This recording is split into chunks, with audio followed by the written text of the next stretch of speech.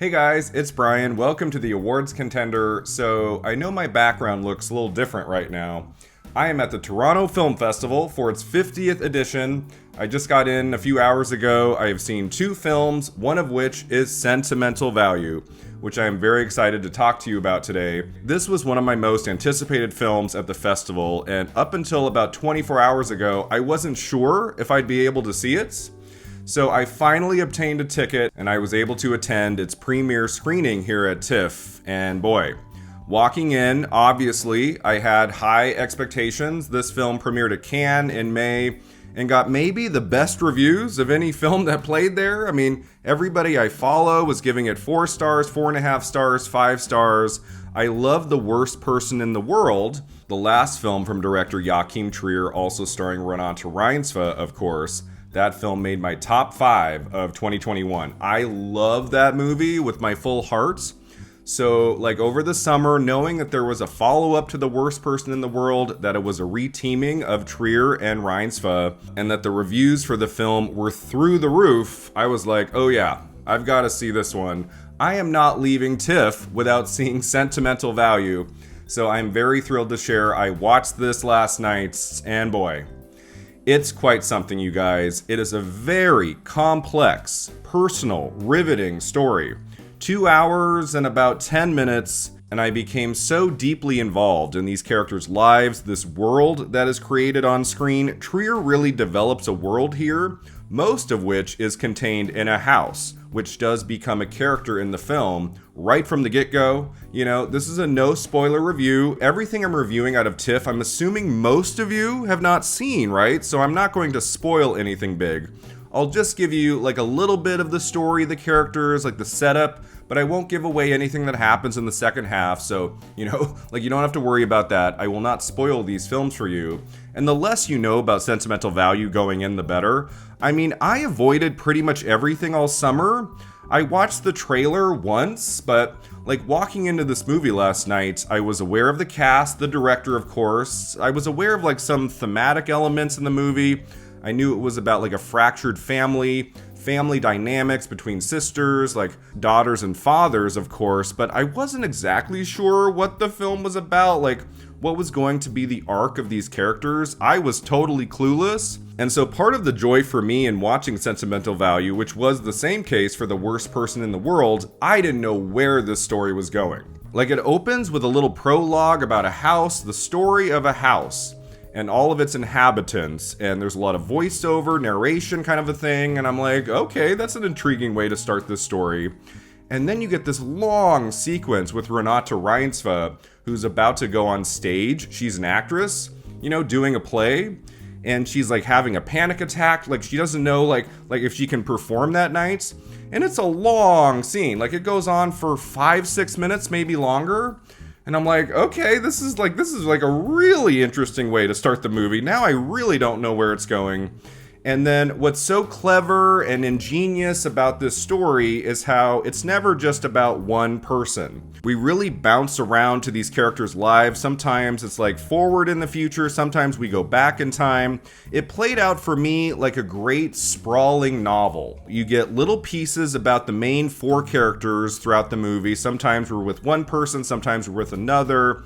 And by the end, it all culminates into this one singular vision that I thought worked brilliantly.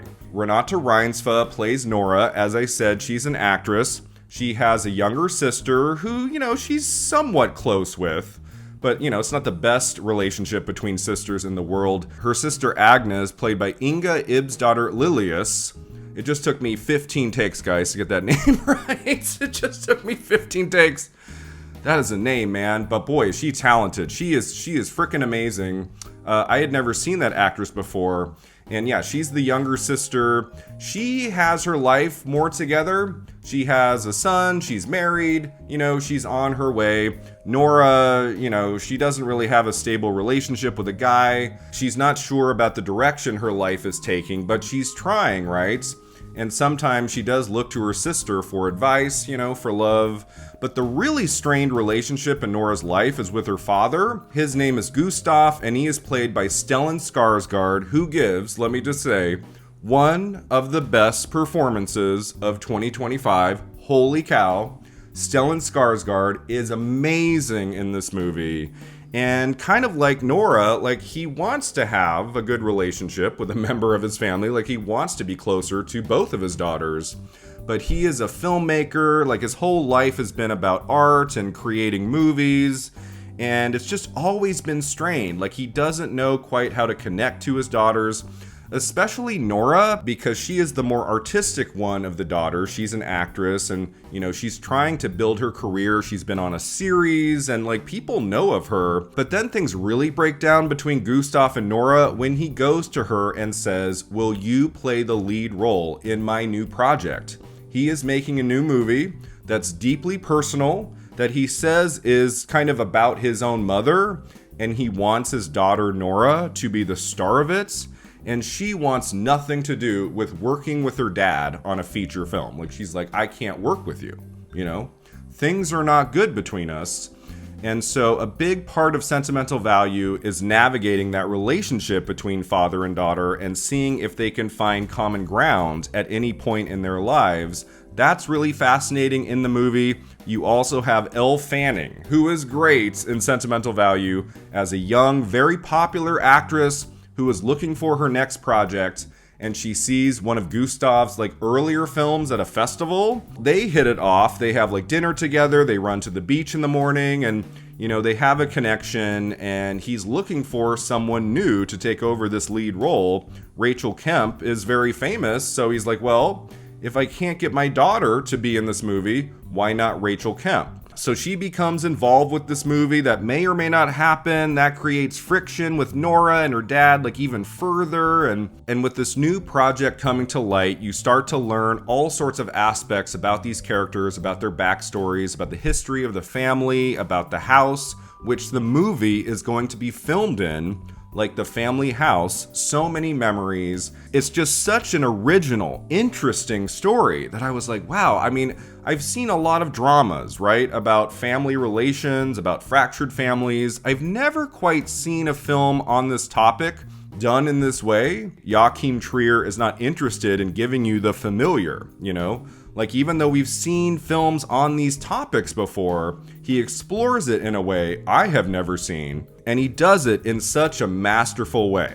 The performances he gets out of his actors, the cinematography in this film is gorgeous to look at. The way he makes that house into a character, it's really important that the house strikes something in the viewer, something emotional, something relatable, and he really gets that across too. Again, this cast is just incredible. Renate Reinsve, I mean, I have had my eye on her since The Worst Person in the World. The fact that she's re-teaming with that movie's director already got me excited. And then to see her do something in Sentimental Value that was very different from the character she played in The Worst Person in the World, that was great. This is more of an ensemble piece. She is really the focus, right, of every scene in The Worst Person in the World. She is one of 4 major characters in Sentimental Value, but every moment she has on screen, you cannot look away. She makes the most of every moment, and where her character goes in the second half, I was really on my toes. I thought it was unpredictable. I wasn't sure.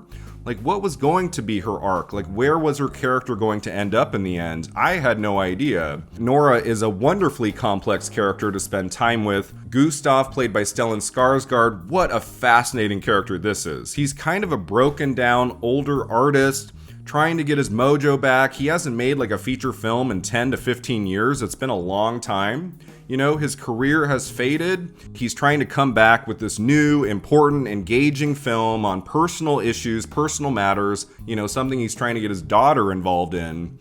And so there were aspects of his character in the movie that reminded me of Norma Desmond in Sunset Boulevard. This aging artist, he's in his 70s. He knows he's not going to be around forever, and he wants to make something that's not just, for clicks, not to be just passable entertainment. He wants to make a great, great film, and he's not sure if he can do it. And his vulnerability throughout this movie, his stubbornness at times when it comes to the project, when it comes to his daughters, he's trying to navigate the current landscape of filmmaking, and he's not sure if he can do it anymore, but he's trying. This is a deeply, deeply complex character who I was just fascinated to follow throughout this 2-hour plus movie. Stellan Skarsgård, wow. just wow. I love the character of Agnes. She is also complex. At first, she's not in a ton of the movie in like the first hour, and I wasn't sure, like, okay, well, like, what is this character adding to the movie? But she becomes very integral to the narrative by the second half, and she has a scene. This actress, Lilius, who plays Agnes, she has a moment near the end that broke me, that brought me to tears. It was so moving. I was like, wow. Each of the 4 main actors in Sentimental Value has at least one incredible scene. Elle Fanning, I would argue, has 2. She has 2 moments that took my breath away. That could have been the real one-dimensional character in this movie, a popular young actress who everyone adores, and she's attending film festivals, and she's all dressed up, and she's very talented. Like, that could have gone nowhere. But Elle Fanning really brings something of value to that character, and the complex journey she takes, was so good, it was like worthy of its own movie. Like, all 4 characters in Sentimental Value, I could have watched a 2-hour movie just about like any one of them, like solo, and I would have been invested. And so the way Sentimental Value brings all 4 of these characters together, their stories, how they intertwine, by the end, it all makes sense, like why we've been on all of these separate journeys and how they come together by the final scene. It's just quite a magnificent movie. I really loved it. I was so thrilled to get to see Sentimental Value, like basically right after arriving at TIFF. I got here, I got to my Airbnb, and within a couple hours, I was watching Sentimental Value, just glued to the screen, knowing I was in very good hands with Joachim Trier. I will follow that filmmaker anywhere. This cast, this narrative, the cinematography, the score is really luscious. Like, this is just a wonderful film. Definitely one of the top 10 best of 2025. Is it a masterpiece? Would I call it perfect? No. There were a couple quibbles I had. There's a lull in the narrative here and there, I'll be honest. There were a couple scenes I was like, okay, this is giving me a little taste of something, but I don't know if every single little moment in this movie had to be there. I struggled a little bit with the editing. There's a choice that is made to have a lot of moments where a scene plays out and then it cuts to black for like 2 seconds, like silence. And then we cut to another scene, another character, and this happens 15 times, maybe more in the movie. And I like what Joachim Trier is going for there. He talked about it in the Q&A, kind of the fractured nature of the family and the storytelling, the way he wants to bounce around to different stories, and that takes you to one place and then to another. I get what he's trying to do. The problem with that editing structure is that every time we cut to black for a moment, like, it took me out of the movie. It took me out of the film's rhythm at times, so that might have just been a me thing. Maybe others really love that. Maybe this movie gets nominated for Best Editing at the Oscars, and I'll be like, okay. The editing for the most part is really great and seamless. I wasn't a big fan of the cuts to black. That might just be me, but... And then the other little thing is I wanted more Renate Reinsve in this movie. There are certain chunks of Sentimental Value where she is gone for like 10 minutes, 20 minutes, and I'm like, okay, I love all of these characters. I like that we get to spend time with all of them. But Renate Reinsve's character of Nora, I really responded to. Like, she's got that dynamite opening scene in the movie. And I was like a touch disappointed at times that she wasn't in more of the film. So I don't know. I mean, that's not really a criticism of the movie. I just wanted a little bit more of her character. I think another 2 or 3 scenes with Reinsve in this, I think that would have helped things. But yeah, for the most part, this is a brilliant work of art. I really love this.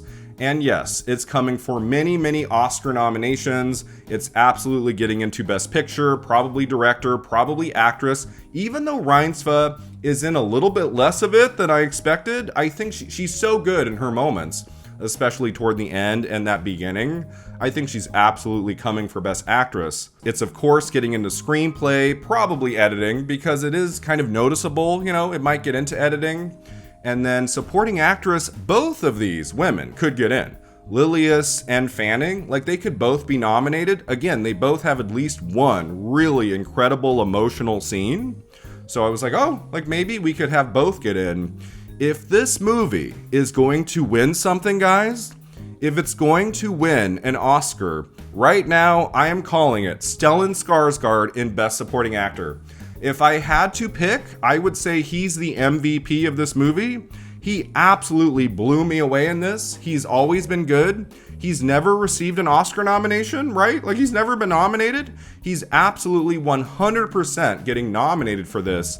As of right now, I think he's going to win.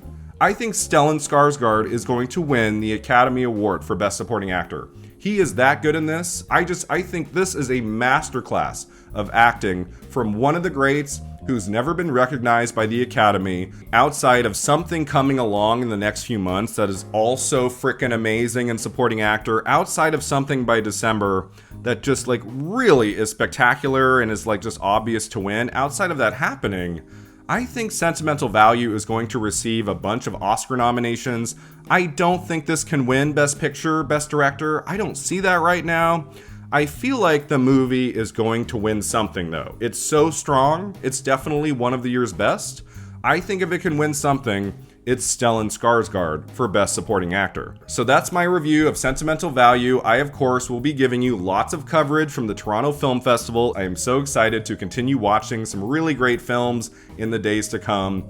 But one of the best is absolutely going to be Sentimental Value. I can't imagine there's going to be too many films I see at TIFF this week that are going to be as good or better than Sentimental Value. I give this most magnificent film a 9 out of 10.